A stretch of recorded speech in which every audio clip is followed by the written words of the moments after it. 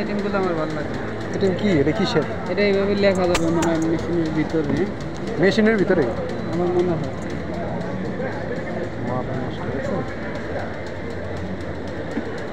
How can possible? ডস্টিংও কি বানাইছে নাকি কে জানে, না বিক্রি করতেছে এগুলো? এগুলো শো।